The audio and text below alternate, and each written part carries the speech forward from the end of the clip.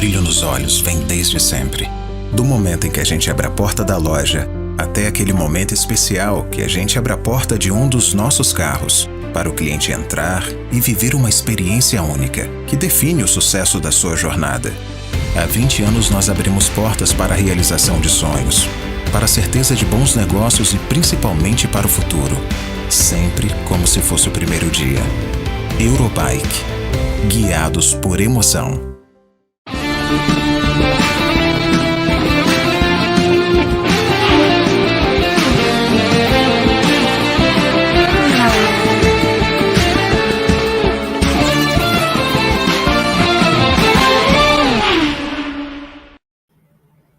O final da temporada está um tanto mais tumultuado do que o esperado, mas a MotoGP está às vésperas do fim do campeonato de 2024. E assim como aconteceu no ano passado, a disputa está centrada em Jorge Martin e Francisco Bagnaia. Só que dessa vez, eles estão em posições invertidas. E é para falar disso que eu e Pedro Luiz Cuenca estamos aqui nesse programa especial, um programa que é só sobre moto. Tudo bom, Cuenca? Olá, Ju. Olá, Carol, que está aqui nos bastidores. Olá a todos que estão nos acompanhando. Temos um programa só de moto, que alegria. Um programa Finalmente só conseguimos. das duas rodas. Conseguimos aqui. E agora a gente vai, toda semana, falar sobre não apenas o Mundial de Moto Velocidade, mas também como outras categorias, como o Mundial de Superbike e as categorias aqui nacionais. A gente vai falar de moto, isso é muito bom. Espero que todos estejam tão empolgados como a gente Quanto a gente. Porque é um momento especial, não só para a gente, mas também para o Mundial de Moto Velocidade, vivendo aí essa revanche, essa repetição do duelo entre Jorge Martin e Francesco Bagnaia. E eu vou dizer que lá no fundo, eu vou guardar essa temporada 2024 com muito carinho. Sei que alguns têm reclamado muito da temporada, têm achado ela meio sem graça, não apenas pelo domínio do Ducati, mas porque algumas corridas foram meio chatinhas mesmo. Mas eu vou guardar com muito carinho por tudo que aconteceu e principalmente por esse duelo que está sendo bem intenso mais uma vez. Eu já vou dizer que eu sou contra quem reclama do domínio da Ducati. Porque, Também. tem um domínio da Ducati, mas, gente, não é como se tivesse um cara vencendo. Não é isso. Tem domínio da Ducati, mas a galera da Ducati está brigando entre si. Então não dá para reclamar. A briga é entre Bagnaia e Martin, que não é mais nenhuma novidade, né? O título do ano passado já tinha sido definido entre eles.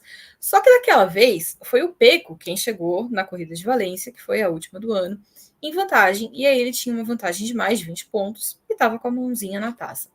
Dessa vez, o cenário está diferente, porque quem está chegando para a corrida final na frente é o Martin. Só que a corrida final não vai ser lá no Ricardo Tormo, que é onde a gente já está acostumado a ver a decisão em Valência, por conta de tudo que está acontecendo, né, na comunidade valenciana, por conta da catástrofe climática que está acontecendo por lá, né? A gente já tem ali um saldo de mais de 200 mortos, tem ainda centenas de pessoas desaparecidas, então não tinha efetivamente como acontecer uma corrida por lá. Foi transferido para Barcelona, então a gente vai ter o GP Solidário de Barcelona, ou o GP da Solidariedade de Barcelona, pode chamar como vocês quiserem, a gente está traduzindo aí um pouco, ainda na dúvida de como é que vai ficar essa tradução, mas o fato é que o Martin está chegando com 24 pontos de frente. Cuenca, já dá para a gente dizer que ele tem ali uns 8 dedinhos na Torre dos Campeões? Eu vou dizer que ele tem 9 dedinhos campeões. É muito difícil o Martin perder esse título. Eu jurava já que ele ia definir, inclusive na Malásia, depois do que aconteceu na corrida sprint, da queda do Bagnaia. Mas é muito difícil o Martin perder esse título, porque, diferente do que a gente viu no ano passado, tem sido um piloto muito mais maduro, muito mais consciente de que buscar resultados vale muito mais pódios, ali um quarto lugar, do que muitas vezes vencer a corrida. A gente não viu o Martin do ano passado ousado, que saía direto para assumir a liderança, e aí muitas vezes se atrapalhava, caía. Ele ainda teve esses momentos. Ele ainda teve suas quedas, errou quando liderava em Jerez, quando liderava na Alemanha, mas ele se mostrou muito mais focado, muito mais consciente de que um segundo lugar é tão importante quanto uma vitória para buscar o título. E acho que os erros do ano passado o ajudaram muito nessa nova mentalidade, nessa virada de chave para buscar o título. Eu acho que por conta disso, por conta desse novo mindset, aproveitando a palavra que está aí na moda, coaches, esse novo mindset do Martin ajudou muito a, a colocá-lo no eixo. E então ele vai entrar ali em Barcelona sabendo que ele não precisa se desesperar, que ele não precisa sair ultrapassando, dividindo roda com A, B ou C do grid, e que às vezes ali só controlar a vantagem é muito importante. Óbvio, a gente está falando isso, se a gente lembrar do que aconteceu na última etapa na Malásia, foi totalmente o contrário. A gente viu um Martin completamente agressivo, indo para cima do Bahrein logo nas primeiras voltas, 13 ultrapassagens em 3 voltas. Então, fica aquela dúvida, será que ele vai repetir o que ele fez na Malásia, pressionar o Pecco até o fim, ou ele vai ser o piloto que foi ao longo das outras etapas do campeonato, das outras 18 etapas, aquele piloto consciente de que não pode errar, que somar pontos é uma coisa importante e tudo mais. Assim, eles vão sobrar, isso é fato. Talvez um Marc Marquez entre ali na disputa, mas eu não sei o que esperar do Martin, não. Mas se eu tivesse que apostar, ele ia ser um piloto bem consciente, bem tranquilo nas 2 corridas. A gente gostou muito do que a gente viu em Sepang, mas que não foi prudente, não foi, né? Não. Para quem está escrevendo o relato, então, meu Deus, que horrível. Eu vou deixar para falar do Martin na segunda metade, vamos focar primeiro no lado do Pecco. Se a gente olhar simplesmente para os números de GPs, as corridas de domingo, é meio que inexplicável que o Bagnaia esteja perdendo essa briga, porque ele venceu 10 corridas, quase 53% das provas do ano. Mas o caos dele reside aos sábados, né? Porque ele não gosta da sprint e ele tem absolutamente motivo para não gostar da sprint, porque tá dando muito ruim para ele, né? Já não é de hoje, né? Se a gente lembrar também do ano passado, o Martin foi bem superior ao Pecco nas sprints. Mas esse ano eu acho que tem sido muito pior, porque o estilo de pilotagem do Bahrein é realmente aquele piloto que vai administrando, que vai segurando, ele é muito mais cerebral do que o Bahrein, que o Martin. O Martin, a gente tem falado que ele melhorou muito em 2024, mas ele ainda é aquele piloto agressivo, ele ainda é aquele piloto que freia no limite, que bate carenagem se for necessário para fazer ultrapassagem, e o Pecco é muito mais aquele piloto que administra, que tenta olhar ali, ficar estudando o piloto que está à frente. Frio. E muitas vezes frio, ele é frio. Tanto que eu acho que muita gente subestima o Pecco justamente por causa disso. Porque ele é aquele piloto mais frio, que é aquele piloto que não dá show, que não dá espetáculo, mas ele é veloz, ele é muito bom. Ele é excelente. A gente está falando de um bicampeão que está brigando pelo tri. E a gente viu na Malásia que quando ele está decidido, ninguém tira dele, cara. Na Malásia e até na Tailândia. Até na Tailândia. Se a gente lembrar aquela primeira volta ali que ele cotovelo com cotovelo ali com o Martin, a gente vê que ele estava determinado realmente. Óbvio, tem algumas pistas e algumas provas que não brilha. A Austrália talvez seja um melhor exemplo nessa reta final de campeonato. Mas o Pecco é um piloto mais frio, é um piloto mais cerebral do que o Martin.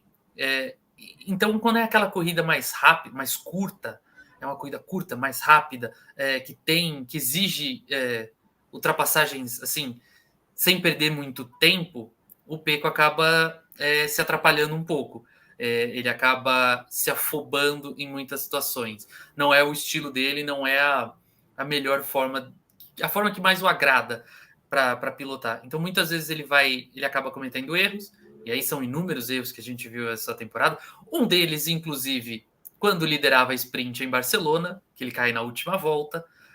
Então, é importante ele ter a ciência de que já passou por esse problema ali na Catalunha, que talvez vai assombrar. É uma pista que já tem ali suas... Mas é uma pista que já tem as assombrações ali na cabeça do Pecco. Porque tem o acidente do ano passado, que ele tem as pernas atropeladas, tem a queda na sprint. Então ele tem que ter essa consciência de que não é a pista mais amiga dele, aquela de Barcelona. Então, o sábado nunca foi o lado preferido do Pecco. Ele sempre gostou mais do domingo, onde ele pode largar com mais calma, estudar as ultrapassagens, administrar os pneus, ter ali mais uma visão mais ampla das corridas. A sprint é muito gás, é muito acelerado e muitas vezes ali o piloto da Ducati acaba se afobando, se atrapalhando. Mas a gente viu também que nesse ano eles conseguiram se equilibrar no número de vitórias, né? A questão é que ele errou demais nas sprints, né? E acho que é aí que reside a diferença de pontos. Mas a gente também falou disso lá atrás, sobre a posição do Pecco como o maior da história da Ducati, superando inclusive o Stoner, né? O Stoner tem aquela questão de afetiva por ter sido o primeiro, o cara que abriu as portas, que mostrou para a Ducati que podia ser o campeão. Ele já é, o Pecco agora é um bicampeão e ele tem tomado para ele os recordes que um dia foram do australiano. Esquecendo quem vai ser o campeão, dá para a gente resumir essa campanha de 2024 do Pecco? Você viu o resumo em uma palavra? Não precisa ser em uma, mas resumido. Olha, Você quer, eu te ajudo. Eu vou te dizer assim, ó, ele errou demais, mas ele fez uma senhora campanha. Porque assim, ele venceu muito, ele conseguiu marcas super expressivas, ele mostrou, talvez para muitas pessoas que tenham duvidado da capacidade dele, que ele também sabe ser um piloto aguerrido, e mesmo que venha a derrota, eu acho que ele conseguiu se colocar numa posição mais forte para aquelas pessoas que acham que ele vai ser ali tipo um enfeite para ser dominado pelo Mark Marques. Pode ser que ele seja dominado pelo Mark Marques. Mas eu acho que esse Pecco que a gente viu na Malásia já deixou um recado que, assim, ele pode até cair, mas ele não vai cair sem morder. Ele não vai cair sem latir, sem tentar afugentar o Mark Marques. Ju, eu diria até que, se a gente buscar na memória, Jerez, né? Ali ele não deita pro Mark Marques, ele vai para cima, toca e na casa do Marques mesmo. Eu acho que se eu pudesse resumir a temporada do Pecco, eu resumiria nessas 2 corridas. Na verdade, eu resumiria em 3 corridas. Eu resumiria em Jerez, Malásia e também ali em Assen. São, para mim, as 3 vitórias mais emblemáticas do Pecco nessa temporada. 2 por ele mostrar agressividade, que é uma coisa que muitas vezes ele não tinha. Na disputa contra o Quartararo não tinha tanto. Ano passado, contra o Martin, eles quase não se encontraram na pista. Era mais um duelo, cada um vencendo aqui e acolá. E, de fato, na Espanha, ele mostrou que ele não ia deitar para o Marc Marques, que ele não ia aceitar ser dominado por um piloto com uma moto inferior, que ele não ia ser dominado por um piloto mais experiente, que tinha consciência da pista ali, conhece melhor a pista, diante da própria torcida. Ali foi uma das vitórias mais emblemáticas do Pecco para mim, porque ele já vinha de num começo ruim do campeonato, erros em Portugal, erro em Austin. Então ele precisava de fato dar uma resposta e ali ele mostrou. Aliás, é isso. Quando ele precisou dar uma resposta nesse campeonato, ele foi muito bem. Ele começa Mas isso mal. não é só deste campeonato. Se a gente olhar a carreira dele, todos os títulos, na campanha contra o Quartararo, ele começou muito mal, tanto que ele teve que escalar uma montanha de pontos. Mais de e ele 90 conseguiu pontos. fazer isso. No ano passado, ele também teve ali uma titubeada no começo da temporada. E quando ele precisou fazer, ele fez. Então, o Pecco tem essa característica. Ele não se abate. Ele consegue... E ele fez isso na Malásia. Ele podia muito bem ter se abatido no sábado e as coisas terem desmoronado e ele ter perdido o match point ali. Mas não, ele soube se reerguer lá para o combate e assim, teve todas as circunstâncias, né? Porque teve a bandeira vermelha, tinha tido ali uma primeira saída que ele tinha perdido, né, o primeiro combate para o Martin, então ele podia ter tido um abatimento mesmo. E não, ele manteve a cabeça no lugar, foi pro combate, não entregou o osso, e mesmo encontrando um Martin agressivo, que acho que ninguém esperava. Porque a gente pode falar, não, tudo bem, mas tem a questão de, seguir é sempre mais difícil, tudo bem, mas o Martin não precisava, o Martin podia ser segundo com toda a tranquilidade do universo, ele podia ser terceiro também, quarto, não ia ser um grande problema para ele. E ele foi para o combate, um combate extremamente agressivo e limpo. Isso também é bom a gente destacar. Então, ele sempre tem essa capacidade de reagir na hora que é preciso. Sim. É por isso que eu não acho que o título sai no sábado, tá? Já vou antecipar. Eu acho assim, que se fosse em Valência, sairia no sábado. Como é em Barcelona, talvez não saia. Mas eu acho que é isso. Se eu pudesse resumir a temporada do Bagnaia, é resiliência. uma palavra que também está na moda, aí uma galera gosta. Mas é isso, ele começa mal a temporada, aí ele reage, ele começa tomando um golpe ali na sprint do Qatar, reage na corrida do dia seguinte, com uma largada, uma primeira volta fantástica. Aí ele vai mal em Portimão, vai mal em Austin, reage na Espanha, toma, acho que para mim, o golpe mais duro da temporada ali na França, quando ele vê o Martin ter uma exibição de gala, a melhor dele na temporada, na minha visão. E depois ele vai numa sequência muito boa, com vitória na Itália, vitória na Catalunha, em Assen, na Alemanha. Ali, o Pecco parecia encaminhar o tri. Ali ele já estava indo para as cabeças. E aí depois ele vai mal na Grã-Bretanha, cai de novo na sprint, reage depois na Áustria. Aí ele ficou naquela montanha russa.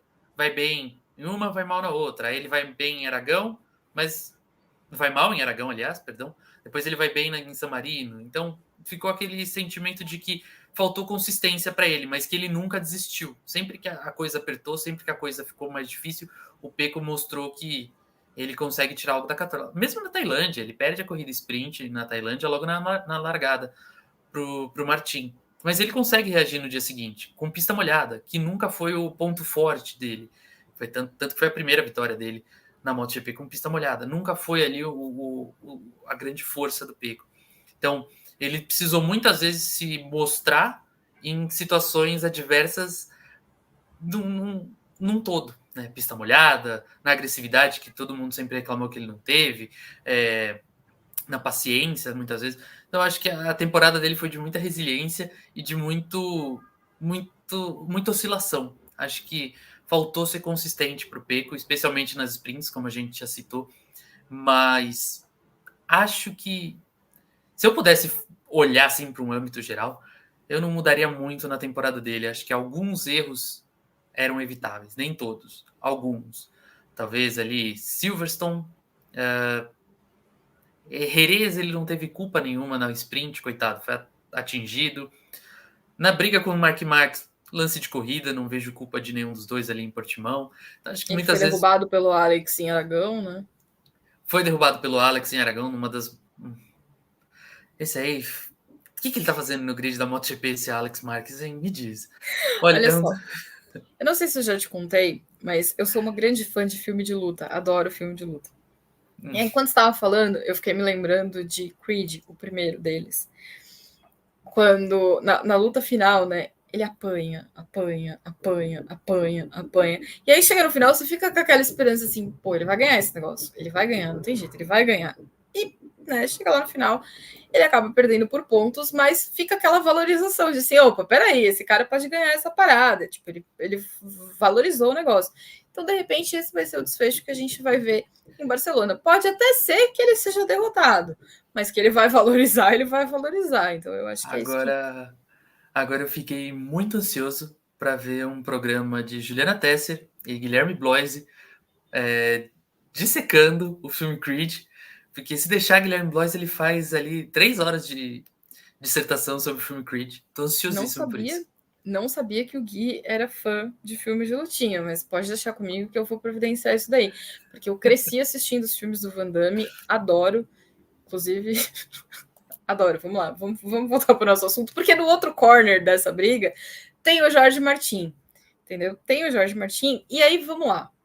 Só o ódio explica essa disputa pelo título? Porque, veja bem, o Martin, pela terceira vez, ele foi rejeitado pela Ducati, né? Terceira vez. Ele deixou de ser escolhido para o time de fábrica e aí ele tá de malas prontas para ir para a Ducati. Para ir da Ducati, né? Ele vai para a Aprilia. É a força do ódio? Sim, o ódio move montanhas. Sempre ouvi isso, né? Que o ódio move montanhas. E agora eu diria que o ódio move motinhos também. Porque... Tem uns cavalinhos a mais naquela Ducati, né? Eu acho também. Tem. Ele tá... O Martin, ele mudou muito a mentalidade nessa temporada, como eu já falei. Mas eu diria que essa recusa da Ducati pela terceira vez... E eu acho que essa foi a mais doída de todas. Porque na primeira, ali em 2022, fazia sentido escolher o Bastianini. O Bastianini fez um Ele grande não campeonato. aceitou, ele não achou Ele não isso, não. aceitou. Mas Eu fazia sentido. entendo. Eu entendo o lado dele, porque foi uma boa temporada do Martin também com a Pramac. Mas o Bastianini vinha com uma moto defasada, com a Gresini. E ele foi Tava na melhor. briga Na pelo frieza dos título números, ali ele foi até. melhor. Acho que até a Malásia ele lutou pelo título da MotoGP. Então fazia sentido a escolha da Ducati. Fazia sentido. Tira o pé de pano do Miller, bota ali o Bastianini. Fazia total sentido. Para 2023, de 2023 para 2024, né, no caso, já é um pouco mais doído. Porque ele briga pelo título, ele vai bem, ele vence corridas, ele mostra que ele é um piloto capaz de incomodar o cara da equipe de fábrica, mas a Ducati ficou com dó do Bastianini, né? A gente precisa admitir que a Ducati ficou com dó do Bastianini, muitas lesões, perdeu boa parte do campeonato por conta disso. Então eles quiseram dar essa pior segunda lesão chance. que ele foi inocente, ele não teve culpa, ele foi tirado, né? Então... Sim, que foi aquela em Portimão. Logo na abertura do campeonato, tem que dizer isso. Então, eles ficaram com aquela sensação de a gente precisa dar uma segunda chance para o Bastianini para ver do que ele é capaz. E eu preciso dizer que em 2024 o Bastianini faz um campeonato bom. Nada excepcional, mas bom. Teve ali seus grandes momentos, dá para dizer que ele se segura bem, né, no posto. Mas aí você tem uma concorrência muito desleal do outro lado, que é o Marc Marques. A gente pode analisar a questão de hierarquia, e eu lembro que quando teve o anúncio, eu fiz uma análise sobre a questão da hierarquia da Ducati ser meio quebrada nessa situação toda. Ter o Martin ali na porta, dele já está quase fechado, e aí, de repente, o jogo vira, e eles colocam o Marc Marques, que tinha acabado de chegar na família Ducati, que é uma coisa que os italianos ali prezam bastante, a questão da família Ducati, de ter todo um ambiente com harmonia, todo mundo unido, pelo bem maior e tal. Mas pegou no Martin, pegou, porque ele já estava com a vaga, né? A gente precisa dizer isso. Ele estava com a vaga, e aí a direção da Ducati mudou de última hora para o Marc Marques. E aí a gente vê que tem uma certa declaração, algumas declarações dele, dos dirigentes da Pramac, bem carregada de rancor. Ódio. De ódio, de rancor, de aquela coisa bem amarga, assim. Tipo, eles comemoraram quando o Martin caiu em tal corrida. Gente, desculpa, ele tava lutando contra o Peco. O Tardosi, ele é chefe da equipe de Eles não fábrica da comemoraram Ducati. queda, eles ficaram mordidos que eles comemoraram que ele foi superado pelo Bastianini. Em Mugello, ele é superado pelo Bastianini na última volta, na última curva. E aí, a equipe de fábrica da Ducati vai comemorar. O Tardosi, ele é o cara da equipe ali do Ducati, ele não é da montadora como um todo. Então, é óbvio que ele vai comemorar que o piloto dele tenha feito. Enfim. Mas eu acho que tem muito essa questão do ranço, do ódio mesmo. E o fato dele poder se vingar da Ducati, tirando o número 1 da fábrica, e levar para a Aprilia, que é uma rival italiana, fica ali a alguns poucos quilômetros da Ducati, pesa bastante, e acho que isso tem motivado um pouco mais ali o Martin. Eu não sei se você vai concordar comigo, mas o Martin, em absoluto, vai merecer esse número 1. Sim. Mas eu acho que o número 1 tem que estar estampado nele, na frente, no verso, dos lados, bem grandão. Mas que a Aprilia não merece estampar esse número 1, não merece. O número 1 não cabe naquela carenagem, cara. Eu vou chegar nesse assunto. Eu juro que eu vou chegar nesse assunto da Aprilia, porque eu também Você quero não te fazer vai chegar uma porque a pergunta. gente não vai ter tempo de programa para hoje. Ele vai ter que ficar para depois. Não, porque eu vou te antes da gente fechar, eu vou te fazer uma pergunta, porque não é só você que vai me colocar em situação complicada nesse programa. Eu também então, mas eu acho assim, a Aprilia não merece. Eu nunca vi uma equipe começar tão bem e regredir tanto numa temporada como a Aprilia esse ano. Acho que nem a Yamaha em 2022 regrediu tanto quanto a Aprilia esse ano. E olha que tem, assim, teve a KTM também se esforçando para ser uma equipe medíocre esse ano. Eu diria que se eu quisesse fazer um ranking das 5 montadoras, eu colocaria a Yamaha à frente das duas, porque ela foi muito mais digna do que as duas ao longo da temporada. Juro para você, juro. Mas a Aprilia não merece. O Martin merece. Bota um no capacete, ali naquela... Em todos os aquele dedos nome, da luva. no nome do cofrinho, que fica ali a câmera do cofrinho. Isso. Bota ali um no Martin. Bota assim, Isso. Pô, fica ótimo. Porque ele merece muito. Ele merece muito. E assim, ele precisa do número 1, porque indo para a Aprilia ele vai perder já em 2025. Então ele precisa ostentar esse número 1 já no próximo ano. Não vai durar muito, infelizmente. Agora, se a gente olhar o cenário, restam 37 pontos em disputa em Barcelona, mas na prática o Martin precisa só de mais 2, porque a diferença é de 24 e ele precisa subir para 26. Ele pode fazer isso já na sprint. Por que 26? Porque vão sobrar 25 no GP, mas com 25 o critério de desempate vai favorecer o Pecco, porque o critério de desempate é o número de vitórias, e nisso não tem como ele chegar no Pecco, né? Você acha que sai na sprint? O histórico é mais favorável ao Pecco, porque ele venceu em Barcelona. Nesse ano caiu na sprint, mas ele venceu o GP. E ao longo do ano, ou ao longo dos anos, a gente viu que o Pecco tem essa capacidade, né? Como a gente falou, de aprender com os erros, de se superar quando ele tem essa necessidade. Então, eu, pelo menos, não estou esperando que ele vai cometer a mesma bobagem da Malásia e errar na sprint de novo. Você acha que sai no sábado?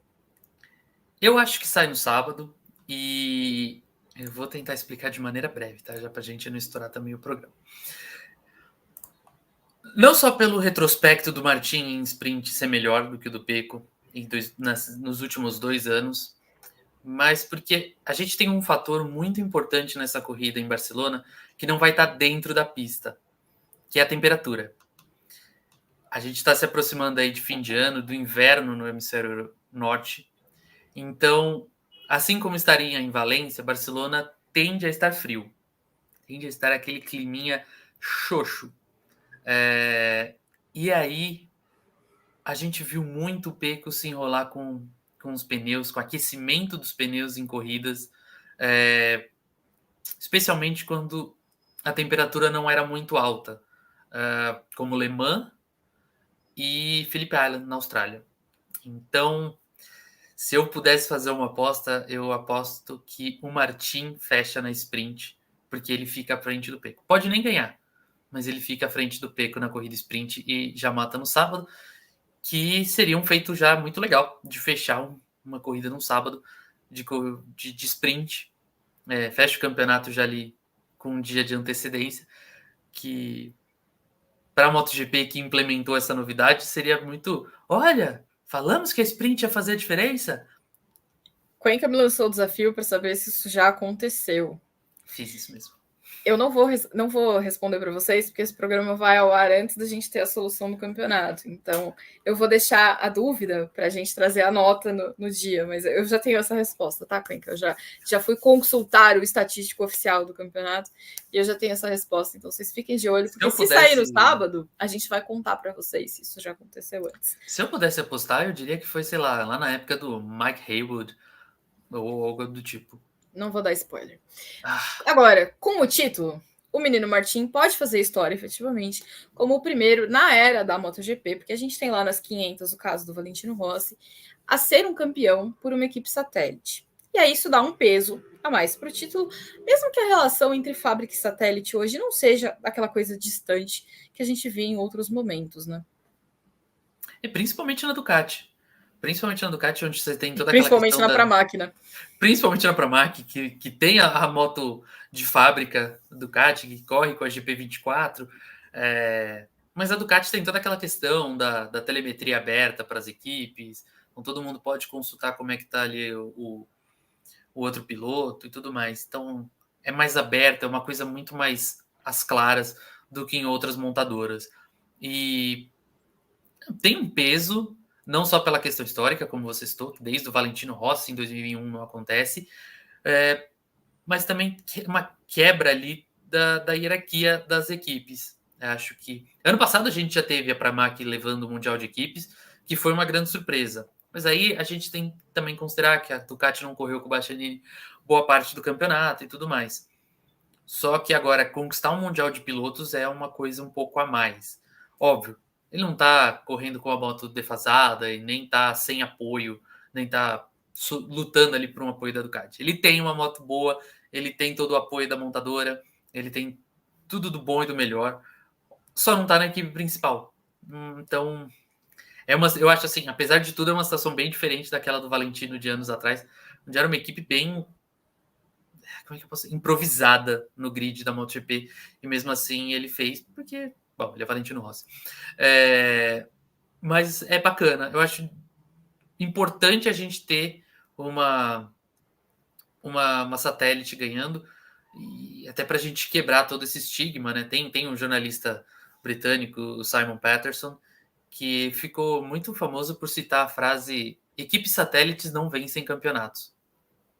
E tá aí a Pramac já levando o Mundial de Equipe num ano, e no ano seguinte vai levar o Mundial de Pilotos. Eu vou cravar essa aqui, que o Martin leva em 2024.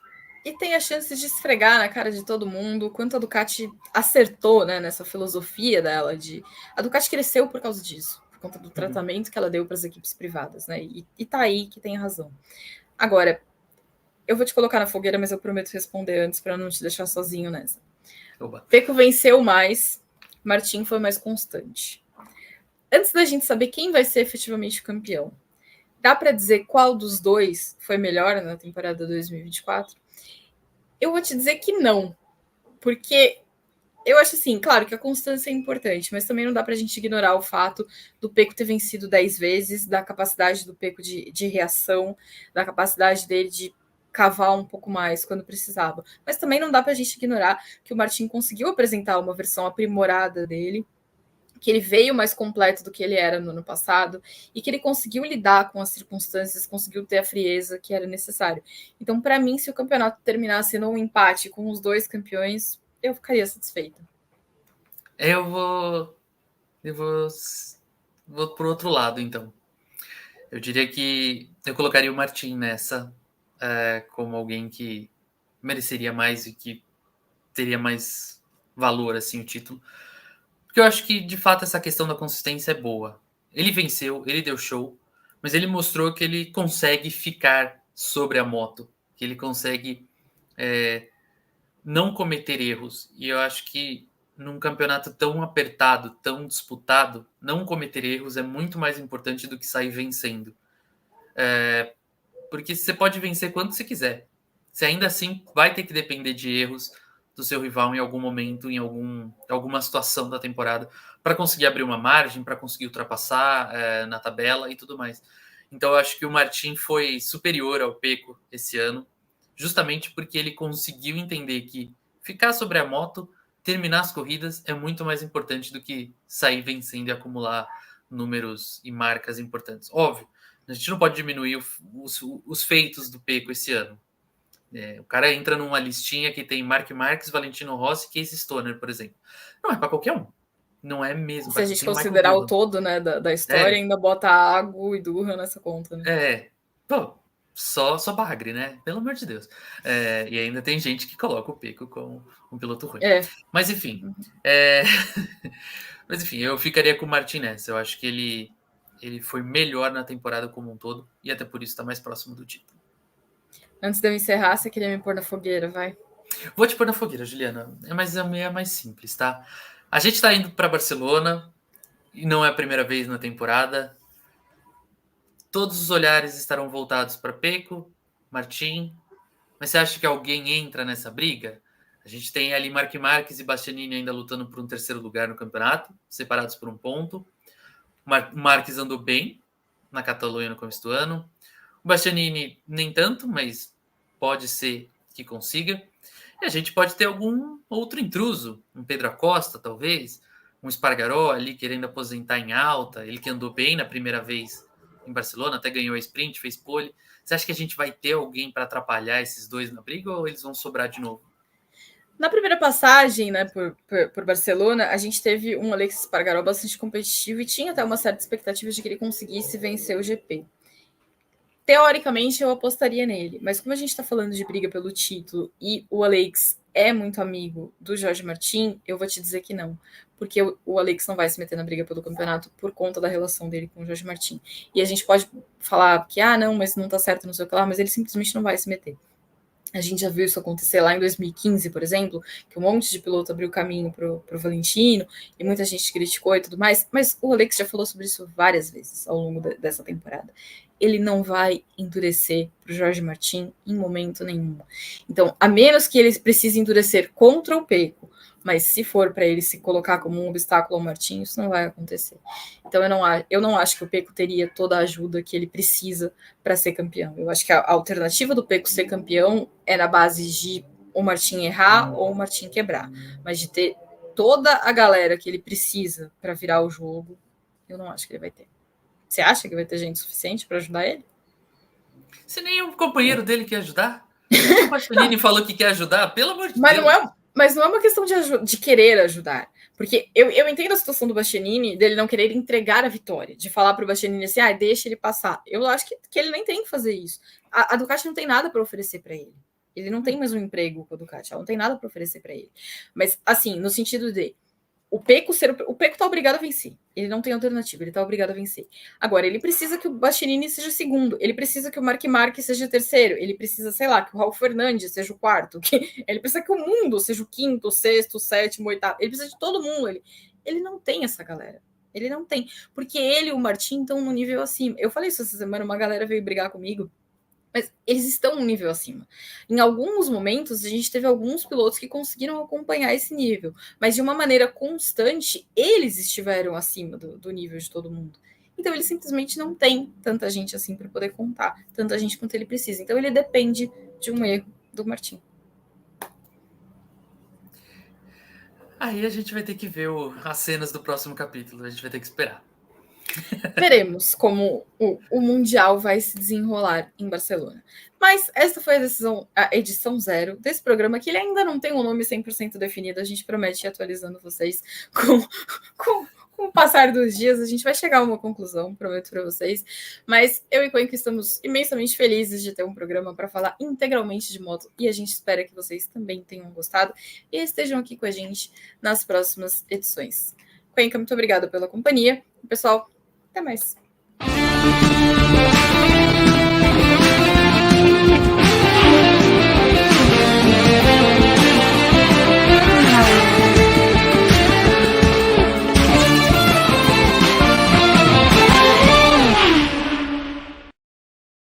O brilho nos olhos vem desde sempre. Do momento em que a gente abre a porta da loja, até aquele momento especial que a gente abre a porta de um dos nossos carros, para o cliente entrar e viver uma experiência única, que define o sucesso da sua jornada. Há 20 anos nós abrimos portas para a realização de sonhos, para a certeza de bons negócios e principalmente para o futuro. Sempre como se fosse o primeiro dia. Eurobike. Guiados por emoção.